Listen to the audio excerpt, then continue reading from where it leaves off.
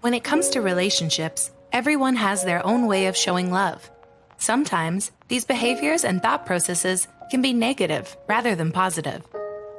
According to a study, children who had a secure relationship with their parents growing up tend to have better interpersonal relationships later on, while children who had more unstable relationships are more likely to have unhealthy behaviors and instability in relationships.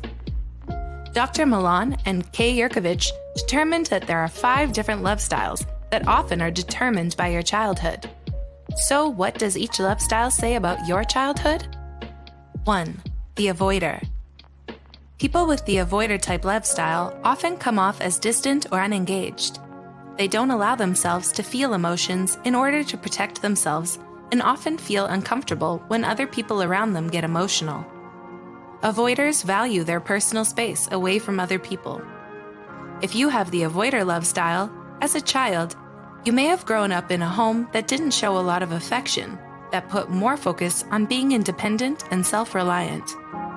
If you are upset by something, you may not have gotten the comfort you needed, whether it be emotional or physical. Maybe at some point, you stopped paying attention to your own feelings and needs so that you could deal with the stress and anxiety from having little to no comfort from your parents or caretakers. 2. The vacillator. The term vacillate means to alternate or waver between different opinions or actions, or in other words, to be indecisive. If you have the vacillator type love style, you may tend to idealize new relationships.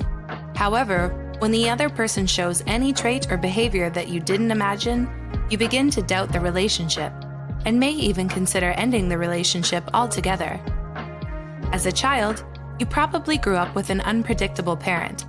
Maybe they were always finding a reason to leave home, going out often, or meeting new people often, even when you needed them. Whatever the case may have been, your needs weren't your parents' first priority. Because of this, you may have developed a fear of abandonment due to the fact that you didn't receive consistent affection from your parents.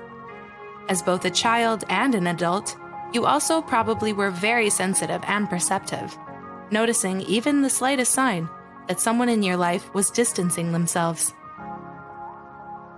3. The controller. If you have the controller love type, you probably feel the need to have control in a relationship to avoid the vulnerable, negative feelings you experienced as a child. By being in control, you can ensure that you limit your exposure to feelings like humiliation, fear, and helplessness. The one emotion that doesn't make you feel vulnerable is anger, so you may use anger to express your emotions. You probably have a particular way you like things done, and when those expectations aren't met, you may get angry or stressed. If you identify as a controller, you probably grew up in a home where there wasn't a sense of protection. When there was some sort of harm in your life, no one was there to make sure you were kept safe. You didn't like stepping out of your comfort zone and did whatever you could to keep yourself from experiencing negative feelings. You learned to be emotionally tough and how to take care of yourself, because if you didn't, you were susceptible to being hurt. 4. The pleaser. Someone with the pleaser love type has the main focus of making sure others around them are happy, even if it means sacrificing their own wants and needs in order to do so. Pleasers have a habit of monitoring the moods of those around them to make sure they are kept happy. If someone has a negative change in mood, the pleaser may have an internal struggle with feeling anxious, upset, or stressed. If you're a pleaser, you don't enjoy or handle conflict easily, so you may lie or do or say what the other person wants just to avoid conflict.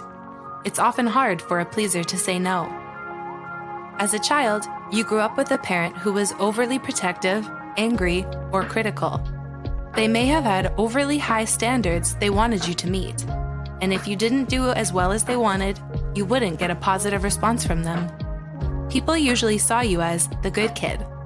Rather than receiving comfort from your parents, you may have actually been giving them comfort when they were being reactive or apologizing for things that were out of your control. Because your parents reacted in such ways, you may have done whatever you could to avoid getting a negative response from them, even if it meant lying about something. 5. The victim. Victims often lack self-worth and more than likely suffer from depression or anxiety. Rather than living, they just tend to go through the motions. In relationships, it's not uncommon for them to gravitate toward a controller, as they mimic what they experienced in childhood. Victims are used to complying. They find it easier or even comforting to be with a controller in order to get by, as that's what they're used to. If you have the victim love style, you probably grew up in a chaotic home.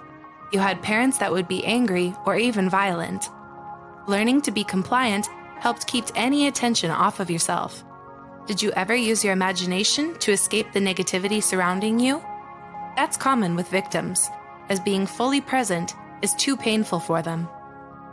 These 5 love styles help us understand more of the negative way we react and behave in relationships, and also why we are this way due to our childhood experiences. Did you relate to any of these styles? Leave a comment below and let us know if any of these love styles describe you and your childhood. If you find this video insightful, share it with someone who would benefit from it.